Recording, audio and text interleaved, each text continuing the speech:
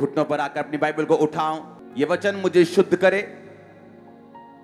मैं इस पे खड़ा रहूं। मांगो ऊंची आवाज में।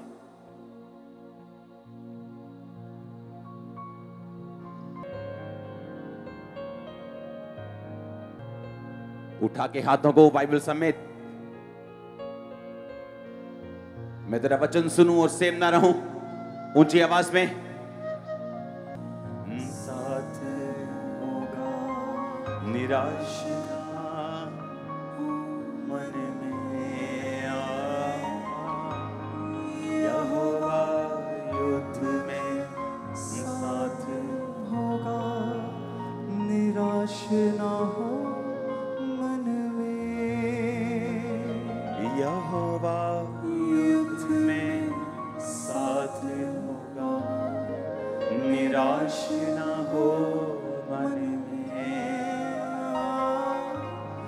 यहोवा युद्ध में साथ होगा, निराश ना हो मन में। बोलो, आज का वचन मेरे लिए है। मैं इसे सुनकर सेम नहीं रहूंगा, मैं इसे सुनकर सेम नहीं रहूंगी। हाथों को उठाओ, अंगीकार करो एक बार फिर से।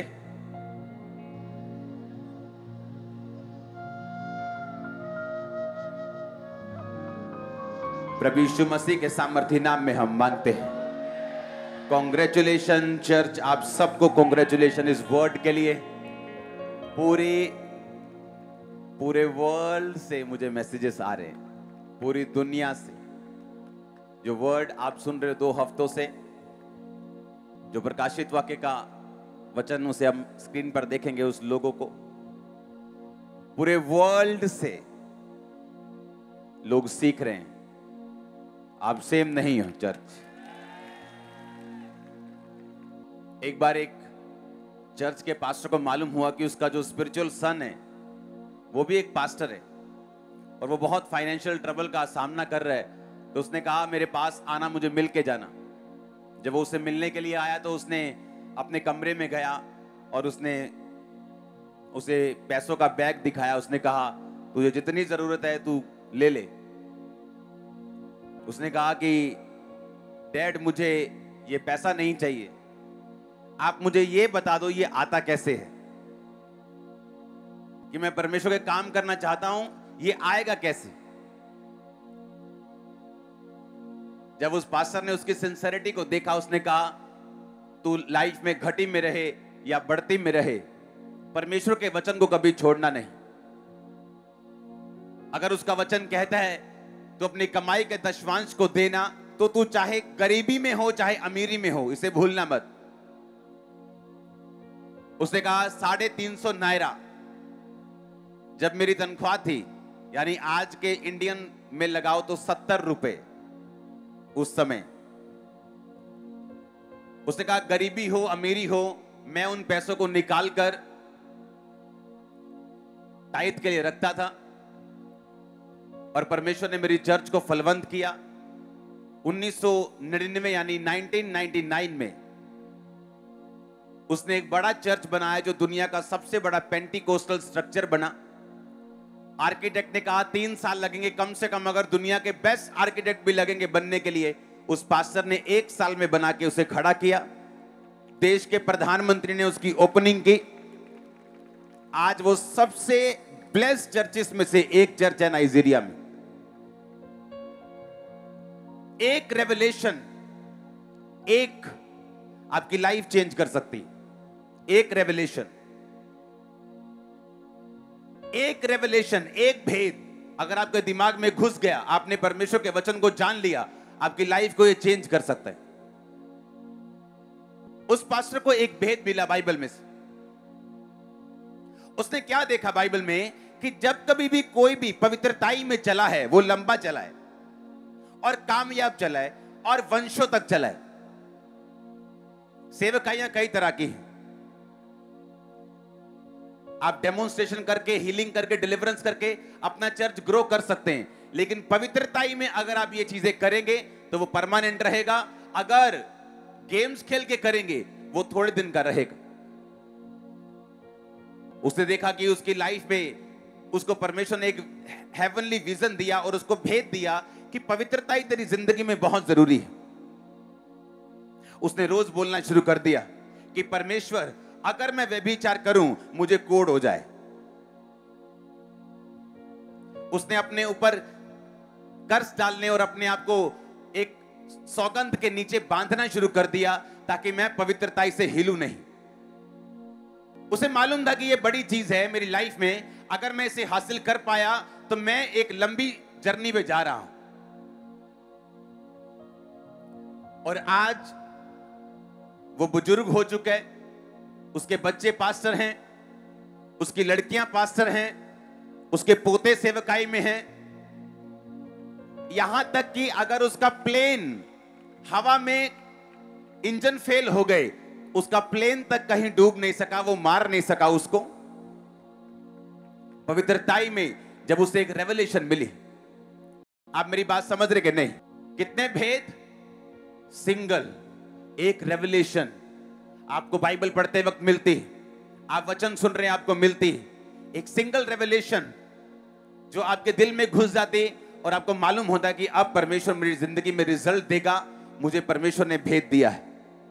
आमीन।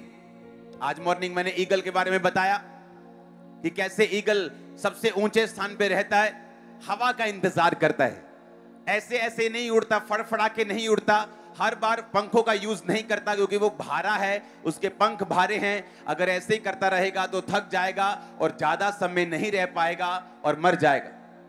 और परमेश्वर ने कहा, जो यहोवा की बाट जोते वो नया बल प्राप्त करते जाएंगे, उकाबों के समान उड़ेंगे, वो दौड़ेंगे और श्रमित ना होंगे, चलेंगे थकित ना होंगे, दौड़ेंगे श्रमित ना होंगे।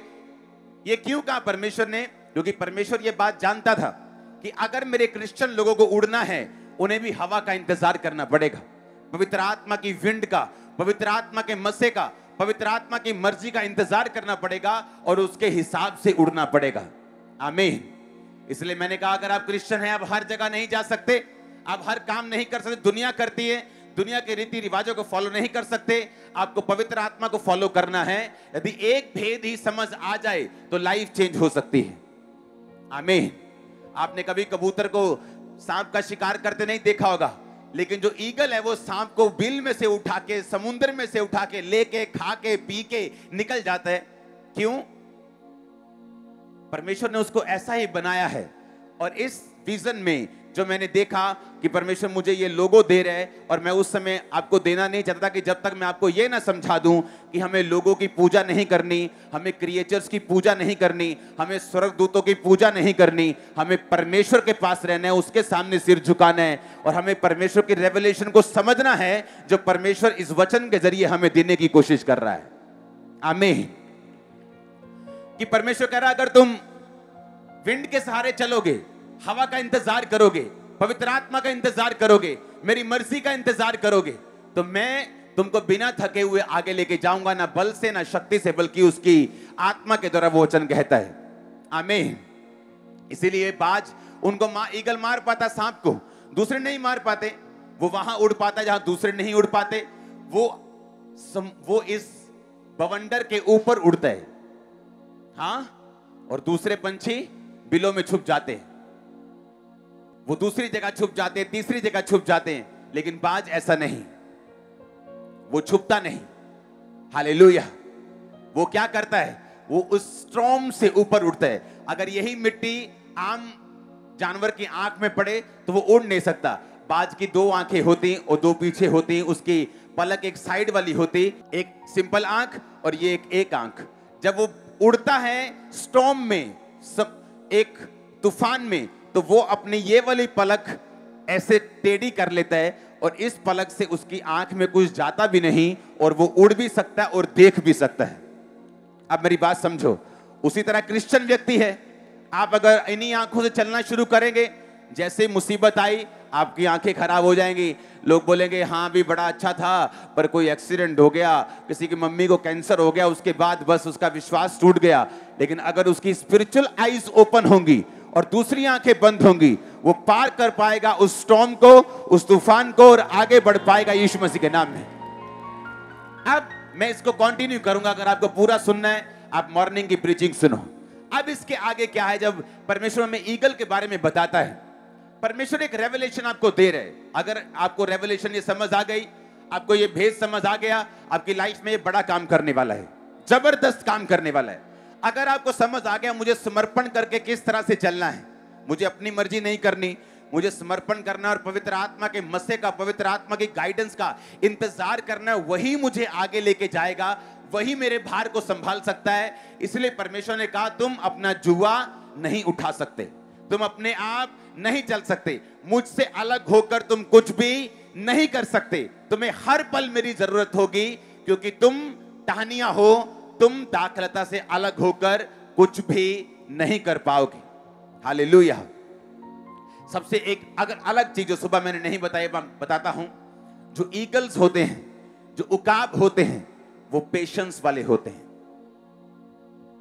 अगर एक पहाड़ के ऊपर उकाब बैठा है और उसने एक खरगोश को देख लिया कि खरगोश एक जमीन से निकला है और वो उसका शिकार करने चला और वो बिल में छुप गया, बाद 6 घंटे भी बैठकर उसका वेट कर सकते हैं।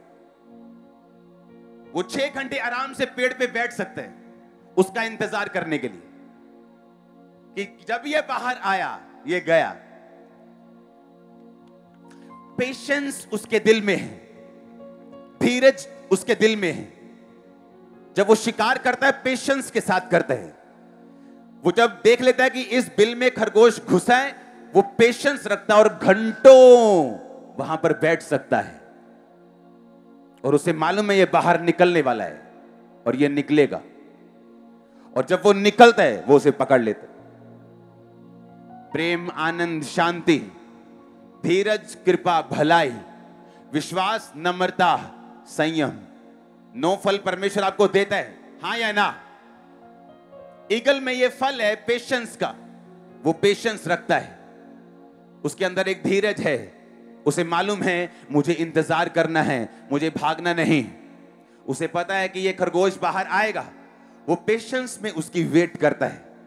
जो यहोवा की बाट जोते हैं, जो यहोवा का इंतजार करते हैं, वो नया बल प्राप्त करते जाएंगे। तुम्हारा फाइनेंस मैं देख रहा हूं स्पिरिट में नए बल को प्राप्त करते हुए, मैं तुम्हारी लाइफ को, तुम्हारी फैमिली को नए बल को प्राप्त करते हुए देख रहा हूं। इस मीटिंग के बाद, आज रात की मीटिंग के बाद तुम नए बल से उड़ोगे, नए बल से चलोगे, तुम थकोगे नहीं। आमीन। ऊंचा चाहिए, फायर वाला चाहिए, यीशु मसीह के सामर्थ्य के नाम में। Hallelujah, hallelujah, hallelujah, hallelujah. वो पेशेंस रखता है, पेशेंस रख के बैठता है, उसे कोई जल्दी नहीं। उसका अच्छा गिफ्ट, उसकी दलेरी, उसका करेज उसको धीरज भी खोने पर मजबूर नहीं करती। वो बैठ जाता है, उसे मालूम है खरगोश अंदर गया है तो बाहर तो आएगा ही, कुछ खाने के लिए आएगा, कुछ घूमने के लिए आएगा, तो वो वहां बैठकर उसका इंतजार करते हैं। क्या आप इंतजार करते हैं परमेश्वर का? जब वो देर करे किसी काम के लिए, जिस तरह वो लाजर की जिंदगी में कर रहा था। बहनों ने बोला आजा प्रभु, तेरा भाई, तेरा दोस्त बीमार है। बाइबल कहती है यीशु मसीह जानबूझकर और रुक गए और लाजर को मरने दिया, और उसे हील नहीं किया बल्कि उसे मुर्दों में से जिंदा किया। अपना पेशेंस बना के रखो, धीरज बना के रखो।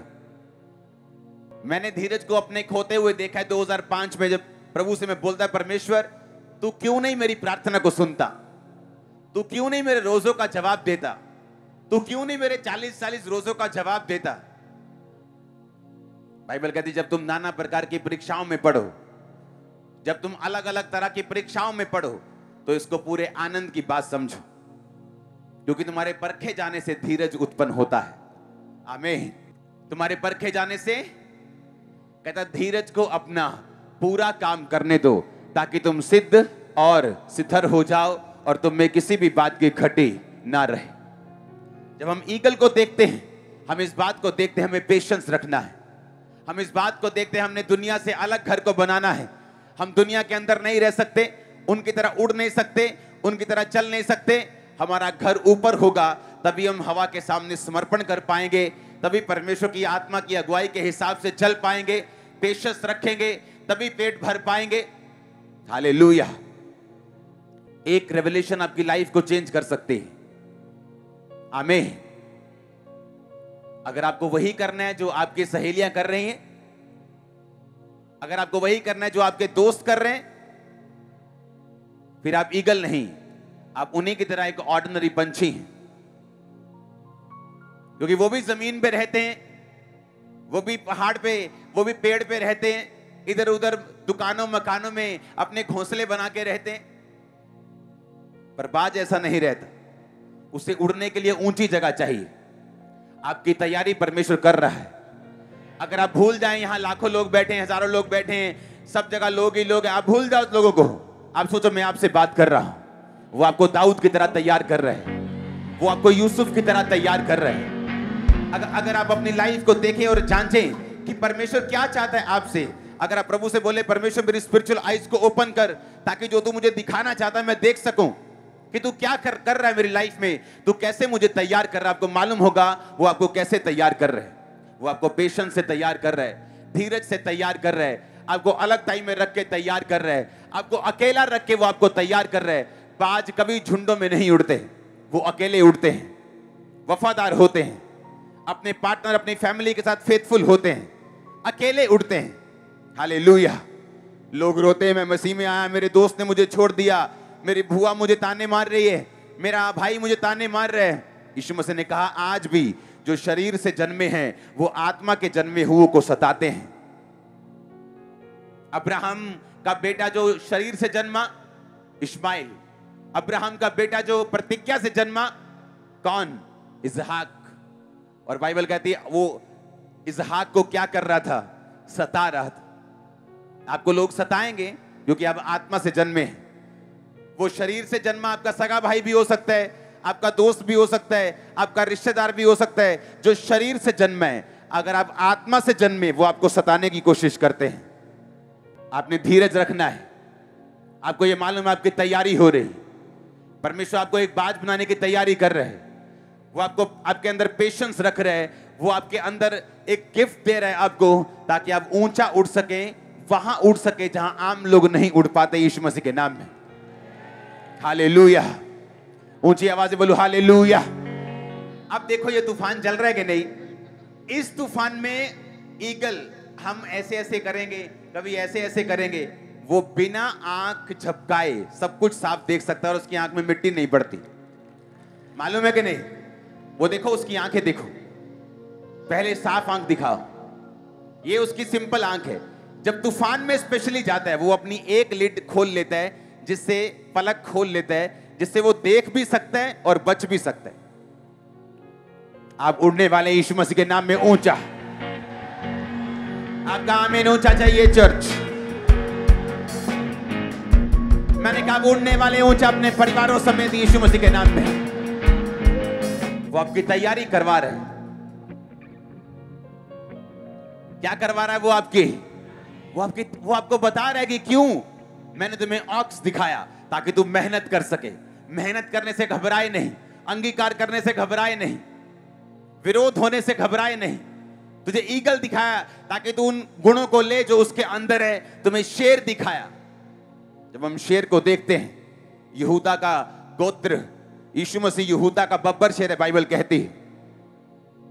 हम शेर को देखते हैं, हम क्या देखते हैं? अगर आप शेर को देखेंगे, शेर और शेरनी के शिकार करने दोनों में अंतर है। शेरनी शिकार करती है अपने परिवार का पेट पालने के लिए, लेकिन जब आप शेर को शिकार करते देखेंगे, उसके अंदर एक प्राइड होती है। मैं आपको कैसे समझाऊं? जब मोस्टली शिकार शेरनी करती है, शेर नहीं करता। शेर का पेट भी कौन पालती है? शेरनी। शेरनी शिकार करती है, शेर नहीं करता। जब शेर शिकार करता है, वो प्राइड से करता है। जब उसकी प्राइड, जब उसकी होंद पे आ जाती है, जब कोई लकड़बग्गा अटैक कर दे, तेंदुआ कोई अटैक कर दे उसके परिवार के ऊपर, जब शेर शिकार करता है, वो कहीं अधिक फोर्स से, शेरनी से ज्यादा करते हैं। परमेश्वर ने यहां शेर पता क्यों दिखाया? उसने शेर को दिखाया एक लीडर के रूप में। अगर शेरनी किसी लकड़बग्गे को मारती है तो वो मारती है, लेकिन जब शेर पकड़ता है उसको, वो प्राइड से आप समझ रहे मेरी बात को? एक घमंड से, एक साहस से पकड़ता है और उसके दो टुकड़े कर देते हैं। जब परमेश्वर शेर आपको दिखा रहा है, इसका मतलब क्या है? आपको स्टैंड लेना जब पड़े परमेश्वर के लिए, डरना मत, घबराना मत, क्योंकि यीशु मसीह यहूदा का बब्बर शेर है और आप उसी शेर के बेटे और बेटियां हो। और आमीन ऊंचा चाहिए चर्च मेरे को। आप जानते हैं क्यों परमेश्वर ने यहूदा गोत्र जो है, जहां से यीशु मसीह निकले, जहां से दाऊद निकला, दाऊद के बाद फिर हम, मैं और आप निकले जिन्होंने यीशु मसीह को ग्रहण किया, हम भी यहूदा के गोत्र के बने, हम भी शेर बने और शेरनियां बनी। क्यों परमेश्वर ने शेर की एग्जांपल यहां पे दी? अगर आप शेर को देखें, ये एक प्राइड वाला एनिमल है, ये प्राइड रखता है, मैं क्रिश्चियन हूं। ये चुप रहते हैं जब तक चुप रहना है। जब यीशु मसीह के बारे में बोलना है, ये मुंह बड़ा करके बोलता है, छोटा करके नहीं। मैंने देखा लोगों को छोटे मुंह के साथ, जब यीशु मसीह के बारे में लोग बोल रहे हैं, ओ तुम्हारा ऐसे, तुम्हारा तो ऐसे, ये परमेश्वर तो ऐसे, चुप कर जाते हैं कि चार बड़े बंदे खड़े हैं, मैं छोटू जा खड़ा, मैं की बोलना थे। तुम शेर नहीं हो। अगर तुम शेर हो, तुम्हारी प्राइड जाग जाएगी अंदर से कि ऐसा नहीं हो सकता, यीशु मसीह ऐसा नहीं, चर्च ऐसा नहीं, हाँ क्रिश्चियनिटी ऐसी नहीं। आप बोलेंगे और गरजेंगे यीशु मसीह के सामर्थ्य नाम में। आप जानते हैं शेर जब शिकार करता है वो प्राइड के साथ करता है। जब वो अपने झुंड की रक्षा करता है, अपनी शेरनी के, अपने बच्चों की रक्षा करता है, वो प्राइड के साथ करता है, एक साहस के साथ करता है, एक इनर घमंड के साथ करता है कि परमेश्वर ने मुझे शेर बनाया। जब वो शिकार भी करता तो इसी तरह से करता है। जब शेरनी करती वो भूख के लिए करती, वो खाने के लिए करती और वही परिवार का पेट पालती। जब शेर करता है वो अगुवाई करता है। और परमेश्वर ने कहा तुम यहूदा के गोत्र के शेर के बब्बर शेर के बच्चे हो। जब परमेश्वर के लिए बोलने का टाइम आए तो शेर बनो यीशु मसीह के नाम में। जब परमेश्वर के लिए खड़े होने का टाइम हो, मत घबराओ, वो तुम्हारे साथ है। उसने कहा तू क्या गवा रहा है? एक खेत, मैं तुम्हें 10 खेत दूंगा। तू क्या गवा रहा है? एक रिश्तेदार, मैं तुम्हें 100 रिश्तेदार दूंगा। तू क्या गवा रहा है? 1 रुपया, मैं तुम्हें 10 लाख दूंगा। तू क्या गवा रहा है? तू जो कुछ गवा रहा है मैं तुझे 100 गुना वापिस करूंगा और परलोक में अनंत जीवन भी दूंगा। हमें परमेश्वर के लिए स्टैंड लेना होगा। आमीन। मैंने प्रभु के लिए तब स्टैंड लिया है जब मेरे पीछे 10 लोग भी नहीं होते थे। लोग सोचते हैं आज तो आपके पीछे 20 लाख लोग हैं, आप तो कुछ भी बोल सकते हैं, आप तो स्टैंड ले सकते हैं। लेकिन मैं तब से स्टैंड ले रहा हूं जब मेरे पीछे 10 लोग भी नहीं थे। जब मेरे रिश्तेदार मुझे धमकी देते थे कि तेरे पास्टर को पीटेंगे, तेरे पास्टर को आके पीटेंगे, तू आज चल चर्च में, तेरे पास्टर को पीटेंगे आके, आज तू अपने धर्म में वापिस आएगा, तो एक दिन पछता के वापिस आएगा। आज वो पछता के चर्च में आते हैं। आप शेर की तरह स्टैंड लेंगे, दलेरी का आत्मा आपके अंदर होगा। और जिस क्रिश्चियन में दलेरी नहीं है वो किसी काम का नहीं। यीशु मसीह ने कहा डरपोक मेरे राज्य में प्रवेश नहीं कर सकते, वो जा ही नहीं सकते मेरे राज्य में। तुम सोचते हो मैं क्या इस बंदे से बात करूं, ये तो बहुत ऊपर का बंदा है। अरे मुंह खोलो, होली स्पिरिट तुम्हारे साथ है, मुंह खोलो, तुम बोलो तो सही, तुम स्टैंड लो तो सही। उसका आत्मा तुम्हारे अंदर से बोलेगा, तुम देखना। आमीन। तो बोलेगा तुम्हारे अंदर से। हालेलुया। प्रकाशित वाक्य उत्पत्ति, इन सभी आयतों को हम नोट करेंगे। सबसे पहले हम उत्पत्ति वाली आयत जो मैंने आपको लिखाई है उसको पढ़ेंगे। हे यहूदा, तेरा भाई तेरा धन्यवाद करेंगे, तेरा हाथ तेरे शत्रुओं की गर्दन पर पड़ेगा, तेरे पिता के पुत्र तुझे दंडवत करेंगे। यहूदा शेर का बच्चा है। हे मेरे पुत्र, तू अहेर करके गुफा में गया है, वह सिंह व सिंही के समान दबक कर बैठ गया, फिर कौन उसे छेड़ेगा? जब तक शीलो ना आए तब तक ना तो यहूदा से राजदंड छूटेगा, ना उसके वंश से व्यवस्था देने वाला अलग होगा, और राज्य राज्य के लोग उसके अधीन हो जाएंगे। परमेश्वर ने क्या कहा? जब तक शीलो ना आए यहूदा से राजदंड नहीं छूटेगा, उसके वंश से व्यवस्था देने वाला अलग नहीं होगा। जबकि व्यवस्था देने वाले तो लेवी लोग होते थे। कौन देता था व्यवस्था? कौन पढ़ाता था बाइबल को? लेवी लोग। यहूदा के लोग थोड़ी पढ़ाते थे। लेकिन ये प्रोफेटिक वर्ड जो दिया था, ये याकूब ने अपने बच्चों को दिया था। उसने यहूदा को बोला था कि तेरे वंश से व्यवस्था देने वाला कभी भी अलग ना होगा। आप आज व्यवस्था दे रहे हैं लोगों को, सुसमाचार दे रहे हैं लोगों को। आप यहूदा के गोत्र हैं। ये वचन आज हजारों साल बाद भी आपकी लाइफ में पूरा हो रहा है। आमीन ऊंचा चाहिए मेरे को। Hallelujah hallelujah. उसने कहा वो शेर का बच्चा है, यहूदा शेर का बच्चा है। हमारा बाप यीशु मसीह, मुंह खोलो। हाँ, मुंह खोलना पड़ेगा, दलेरी रखनी पड़ेगी। आप जानते जब शेर को जंगल का राजा क्यों बोलते हैं? बाघ को क्यों नहीं बोलते? टाइगर को क्यों नहीं जंगल का राजा बोलते? टाइगर अगर देखें तो कई मायनों में कई जगह पे शेर से ज्यादा ताकतवर रहता है। वो, उसके पंजे शेर से ज्यादा ताकतवर हैं। उसका जो ये गर्दन वाला हिस्सा है वो शेर से ज्यादा ताकतवर है। अगर आप उसकी वीडियो देखेंगे तो शेर के ऊपर वो कब्जा करता है, लेकिन शेर इसीलिए जंगल का राजा है। अगर आप दोनों का पोस्टमार्टम करेंगे, शेर के दिल का साइज बड़ा है उसके दिल के साइज, उसका हार्ट बड़ा है। शेर कभी हार नहीं मानता। अगर बाघ को मालूम हो कि मैं हार रहा हूं, वो भाग सकता है। शेर मर जाएगा, भागेगा नहीं। और परमेश्वर ने यहां शेर लिखा, बाघ नहीं। उसने कहा तो मरने तक क्या रहेगा, अगर वफादार रहेगा तो मुकुट पाएगा। तेरा दिल तुझे बड़ा करना होगा। क्रिश्चियनिटी में चलना है, दिल बड़ा करके चलना होगा। मौत की परवाह नहीं करनी, लोगों की परवाह नहीं करनी, पैसे की भी परवाह नहीं करनी, किसी चीज की परवाह मत करना। शेर की तरह चलना, तू जीतेगा, तेरा परिवार भी तेरे साथ जीतेगा। उसने क्यों बाघ नहीं लगाया, शेर लगाया? उसका हार्ट बड़ा होता है, उसका दिल बड़ा होता है, उसकी दलेरी बड़ी होती। शेर राजा अपनी दलेरी के कारण होता है, ना कि अपने साइज के कारण, ना कि अपनी ताकत के कारण। छोटा सा दिल लोगों का। हां, किसी ने कुछ कह दिया, आज चर्च नहीं आए। कुछ विरोध हो गया, आज चर्च नहीं आए। किसी बंदे ने घेर लिया, चर्च में पूरी तरह से वचन सुनाना ही बंद कर दिया। अब आधा वचन देते हैं ताकि विरोध ना हो। अरे तुम खड़े तो रहो शेर की तरह। कहता तुम्हारा हाथ तुम्हारे शत्रुओं की गर्दन के ऊपर पड़ेगा।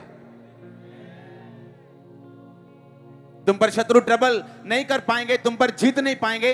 अटैक कर सकते हैं पर वो जीत नहीं सकते। अगर आपको जीतना है, उसका एक रास्ता है। अगर आपको परमेश्वर के उन आशीषों को लेना है जो आपके लिए बनाई गई, तो उसका एक वे है जो परमेश्वर हमें वचन के जरिए हमें देता है। हमें ऊंचा उड़ना है, हमें पवित्र आत्मा का इंतजार करना पड़ेगा। हमें विक्ट्री लेनी है। हाथ शत्रुओं की गर्दन पर पड़ता हुआ देखना है। वो शत्रु बीमारी हो, वो शैतान हो, वो जादू हो, वो कर्स हो, वो टोना हो, तो हमें शेर की तरह गरजना पड़ेगा। शेर की तरह हमें चलना पड़ेगा। दिल बड़ा रखना पड़ेगा। छोटे दिल से काम नहीं चलेगा, डरपोक पुणे से काम नहीं चलेगा। हालेलुया। जब शेर आता है तो आपके अंदर एक प्राइड आनी चाहिए कि मैं क्रिश्चियन हूं। क्रिश्चियनिटी के लिए जहां खड़ा करना रहना पड़ेगा, मैं खड़ा होऊंगा। जहां बोलना पड़ेगा, मैं बोलूंगा। वो बॉस क्यों ना हो, वो एमएलए क्यों ना हो, वो कोई भी क्यों ना हो। अगर मैं किसी से मिलता हूं तो जय मसीह की बोलता हूं आज भी। वो चीफ मिनिस्टर हो, वो एमएलए हो, वो एमपी हो, वो कोई भी हो। घमंड से नहीं, बेइज्जती से नहीं, लेकिन एक क्रिश्चियन प्राइड से कि जय मसीह की। अपना मुंह खोलो, परमेश्वर तुम्हारे साथ है। जब आत्मा तुम पे उतरेगा, तुम फलवंत होगे, बरकत पाओगे, दलेरी पाओगे। और वो दलेर लोगों के साथ है। दाऊद ने छुप छुप के गोलियत को नहीं मारा, पीछे पड़ के ऐसे ऐसे ऐसे ऐसे चल के नहीं मारा। बाइबल कहती है उसने फ्रंट में आगे बढ़ के उस पत्थर को रिलीज किया और वो उसके माथे में घुसा। आप जानते हैं कि परमेश्वर आपके साथ है। आपको फॉरवर्ड बढ़ना है, आपको आगे बढ़ना है, आपको फ्रंट पे जाना है, पीछे नहीं हटना, बैकवर्ड नहीं जाना, पीछे नहीं जाना। अपना हाथ हल पर रखकर पीछे नहीं देखना। उसने कहा अपना हाथ हल पर रखकर जो पीछे देखेगा वो मेरे योग्य नहीं। तो दो लोग चक्की पीसते होंगे, एक ले लिया जाएगा, एक छोड़ दिया जाएगा। दो लोग चक्की पीसते होंगे, एक स्वर्ग में उठा लिया जाएगा, एक छोड़ दिया जाएगा। कौन उठा लिया जाएगा और कौन छोड़ दिया जाएगा? जिसके हाथ दाने पर हैं वो संसार को दर्शाता है, और जिसका हाथ चक्की पर है वो परमेश्वर को दर्शाता है। जिसका हाथ संसार में है वो छोड़ दिया जाएगा, जो चक्की चला रहे वो उठा लिया जाएगा। दो जने हल चलाते होंगे, एक छोड़ दिया जाएगा, एक उठा लिया जाएगा। यीशु मसीह ने कहा जो अपना हाथ हल पर रखकर पीछे देखेगा वो छोड़ दिया जाएगा, दूसरा उठा लिया जाएगा। तुम अब कहां जाना चाहते हो? यहीं छोड़े जाना चाहते हो कि स्वर्ग में उठाए जाना चाहते हो? परमेश्वर की ग्रेस चाहते हो कि नहीं चाहते हो? तुम्हें आगे देखना होगा।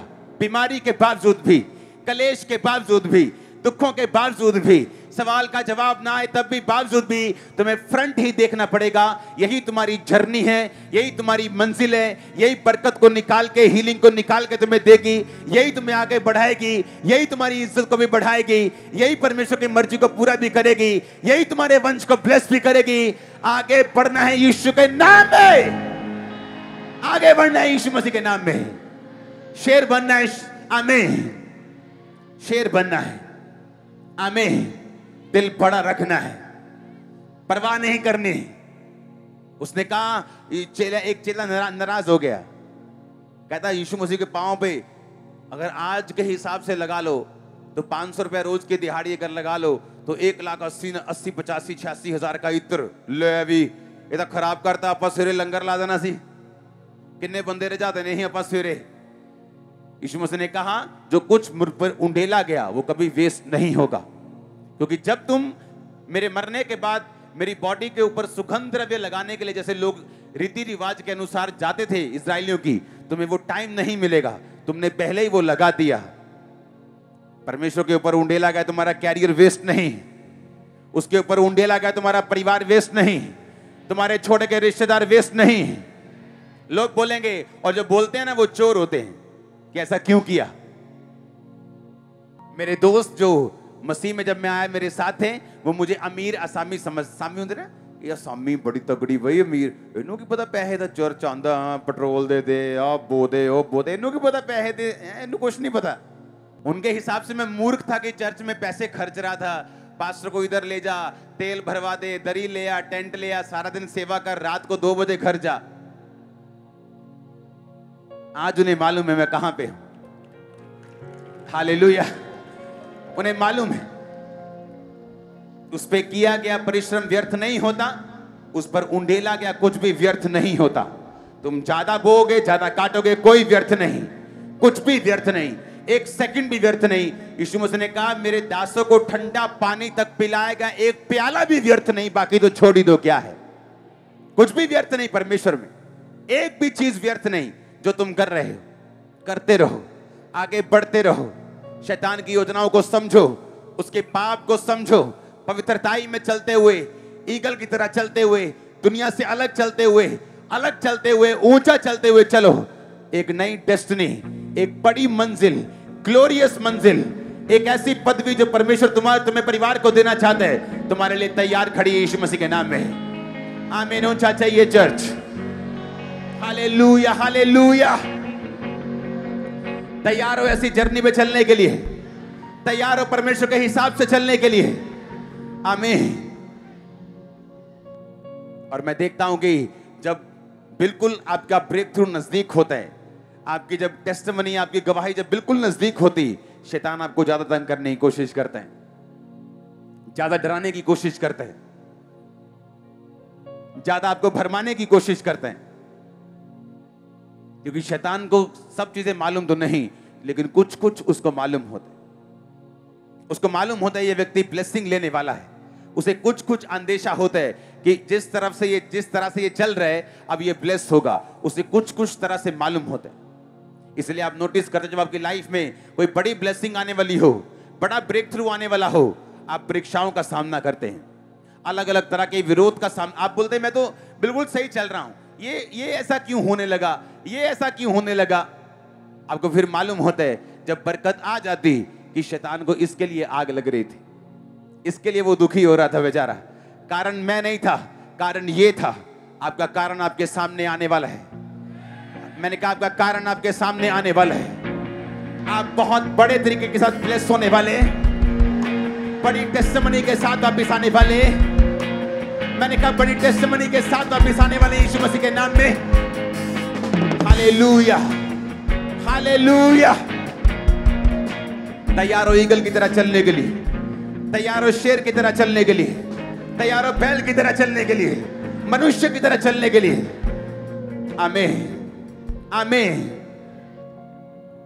जहां मनुष्य का चेहरा आता है उसके बारे में अगले हफ्ते हम बात करेंगे कि मनुष्य का चेहरा क्यों आता है इस 4 क्रिएचर्स में।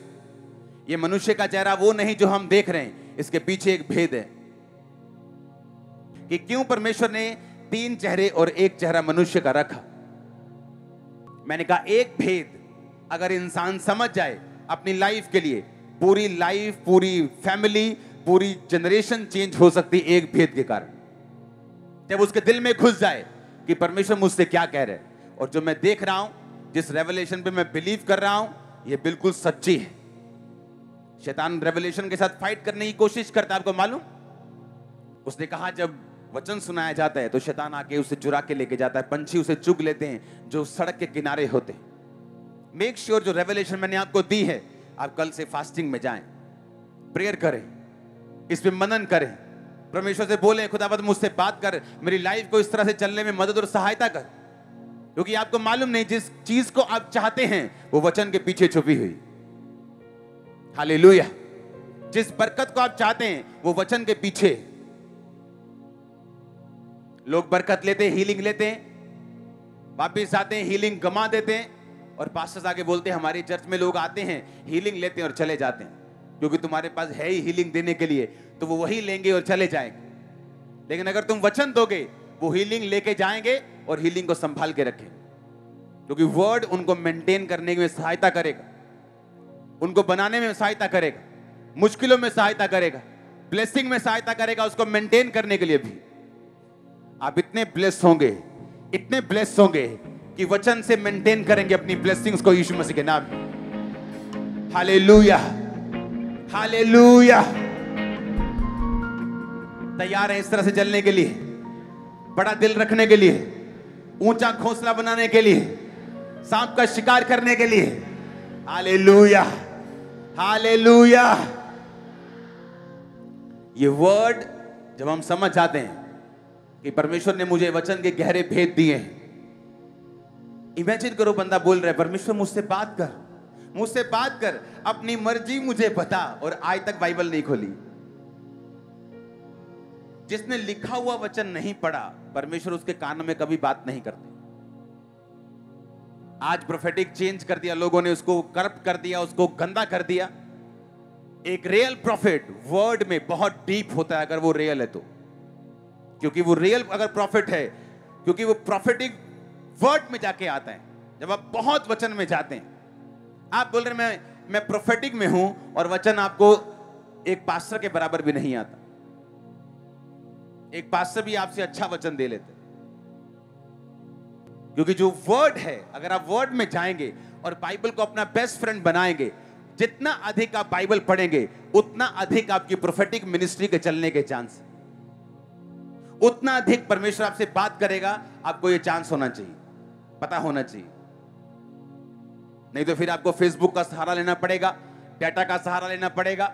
क्योंकि वर्ड में अगर आप घुसे, वचन की गहराई में घुसे, आपको परमेश्वर के हार्ट का मालूम होता है, और परमेश्वर फिर आपसे बात करते हैं। ये पास्टर्स के लिए मैं कह रहा हूं, आमीन। जितना वर्ड में आप जाएंगे, जितना वचन में आप जाएंगे, उतना प्रोफेटिक में आप बढ़ते हैं। जितना वर्ड की गहराई में जाते हैं, उतना प्रोफेटिक में बढ़ते हैं। और अगर आप वचन की गहराई में हैं, आपका प्रीच दर्शाता है कि आप वचन की गहराई में हैं। क्योंकि जो कोई अंदर होता है वो ही बाहर होता है। जो अंदर है ही नहीं कुछ, फिर बाहर कुछ नहीं आ सकता। फिर आप बातें करेंगे, 4 लोगों को हीलिंग डिलीवरेंस का झांसा देके भेज देंगे, क्योंकि आपके पास वर्ड नहीं। और ये कड़वी सच्चाई है आज के सिचुएशन की। जब वर्ड नहीं, लोगों की लाइफ में जब मुसीबत आती, उनको मालूम नहीं अब करना क्या है। अब दिल बड़ा रखने के पीछे हटने के ऊंचा और जाने के नीचे जाने, कुछ नहीं मालूम। हालेलुया। जब तूफान आता है बाज के पास तूफान के ऊपर उड़ने के अलावा और कोई भी रास्ता नहीं होता। जब आपकी लाइफ में मुसीबत आए, आप क्रिश्चियन हैं, आपके पास उस मुसीबत से ऊपर उड़ने के अलावा और कोई भी रास्ता नहीं है। क्या बैकस्लाइड हो सकते हैं? बोलो, क्या हट सकते हैं परमेश्वर से? तो क्या फिर उसी मुसीबत में रहें और लोगों की बातें सुने? नो, फिर क्या करें? हमें स्पिरिचुअल आइज बाज की तरह वो अपनी वाली खोलनी पड़ेगी, दिल बड़ा करना पड़ेगा, शेर की तरह उड़ना पड़ेगा स्टॉर्म से ऊपर, जैसे कि आप उड़ने वाले हैं। आमीन हो जाए। वही तो मैंने कहा, फिर क्या करेंगे जब स्टॉर्म आए? उसको तो आप रोक नहीं सकते। अभी तूफान आने वाला, क्या करते तुम? वो प्रेयर से रुके, वो एक अलग चीज है।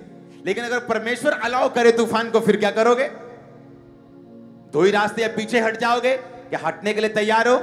नहीं। तो उस बात को मालूम है, मेरी स्पिरिचुअल आईज ओपन करो, ये आंखें बंद करो, अब नई पलक को ऐसे ऊपर करो, स्पिरिचुअल आईज ओपन करो और वहां उड़ो जहां स्टॉर्म नहीं, उसके बीमारी के ऊपर, उस ट्रबल के ऊपर, उस दुष्ट आत्मा के ऊपर, उस दुखों के ऊपर। मैं तुम्हें मसा करता हूं पर उड़ने के लिए यीशु मसीह के नाम।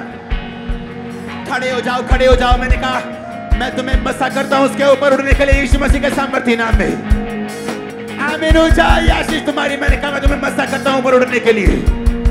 हालेलुया। आमीन हो जाए। आशीष तुम्हारी। चर्च हमारे YouTube चैनल को सब्सक्राइब करें ताकि आप परमेश्वर के गहरे भेदों को जान सकें कि कैसे आप परमेश्वर में बढ़ सकते हैं, कैसे आप दुष्ट आत्माओं से, नशों से, बीमारियों से और वंशों के श्रापों से आजाद हो सकते हैं।